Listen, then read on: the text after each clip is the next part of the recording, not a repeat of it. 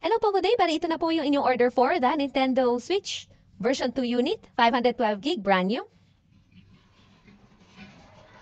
So yung SD card po, 512GB inserted na rin po siya sa inyong Switch unit. Now yung Switch po natin is naka-dual boot na rin po siya. It has our legit mode and yung ating jailbreak mode. Currently, we are accessing first yung ating jailbreak mode. Automatic na rin siya every time that we just turn on normally our Switch. Ang una niya pong i-access ay ang jailbreak mode natin first. So wait na lang din natin na mag-load.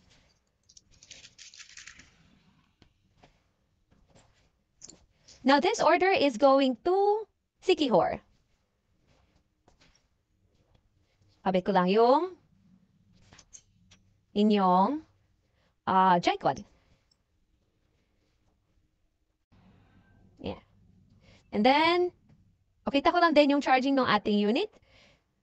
So, we have our tester, pang-charge na original Nintendo Switch charger na pang-test po namin. Yung charger po ninyo, tested na rin po siya. Andito lang po siya sa loob ng box.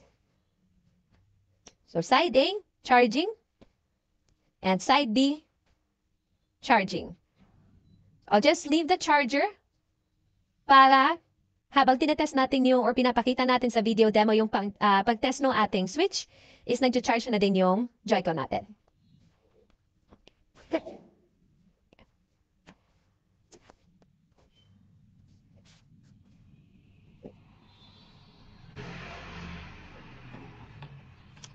Low-bat na, low-bat pa.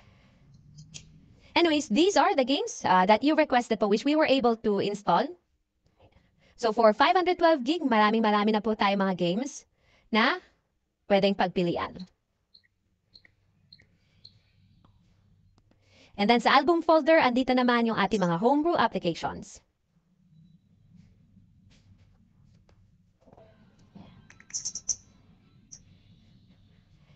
Because we are currently on jailbreak mode, if you are going to check rin po your serial number, hindi po siya lalabas dito kasi one of our ban prevention is minamask po natin yung serial number during jailbreak mode access. So makikita po ninyo na naka-00 po ang inyong serial. You don't need to worry naman kasi makikita nyo rin yung inyong serial once you've accessed your legit mode. Then, pakita ko lang yung ating buttons. So let's start with our analog, left analog. So no drifting or ghosting, and our right analog. Same thing, no ghosting or drifting po. ABXY buttons, ZR, ZL, LR, directional buttons, plus, minus, analog buttons, screenshot, and home button. Still drain yung battery niya. And yung ating touchscreen.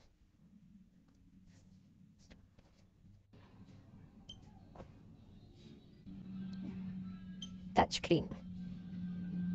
Okay. Then yung SL, SR sa gilid. SR, SL. Good. And then the other one, SR, SL. Wireless Bluetooth connectivity ng ating Joy-Con, working po siya. Balik ko lang. Now, turn off lang po natin yung ating Switch and let's access our second boot, which is yung ating legit mode naman. So before we turn on our unit, we just need to wait around 10 to 15 seconds, which will be enough time para po yung mod chip natin sa loob is totally ma-turned off muna. So let's try turning on. Once you see the logo na lumabas, hold down nyo lang po agad yung ating volume down button. Ayan. Para mapunta tayo sa ating Hecate menu options. Now, to access our legit mode, we just need to select yung ating legit mode SysNAND. So, sa legit mode natin, dito po tayo pwede mag-access ng ating eShop, multiplayer online, or if you have physical game cartridges, dito nyo rin po siya pwedeng laruin. Meron na rin po palang free tempered glass na naka-install sa inyong Switch unit.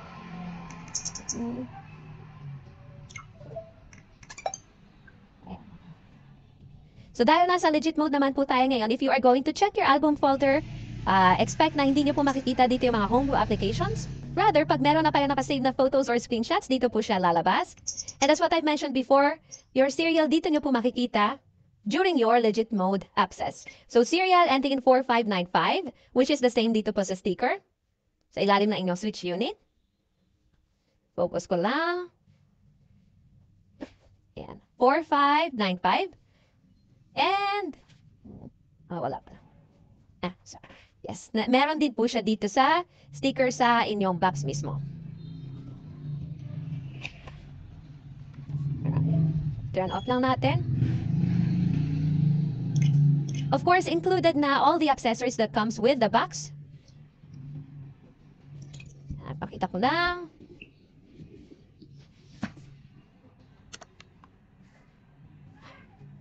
So we have our charging dock, and then side strap, hand grip, our HDMI and charger. And we've also included a freebie pouch na rin po for you. So okay na po yung inyong order. Bali, papak na lang din namin ito, and then wait na lang namin yung courier for pickup. Pa-wait na lang din po na mag-update yung tracking information sa inyong app. Thank you po and happy gaming!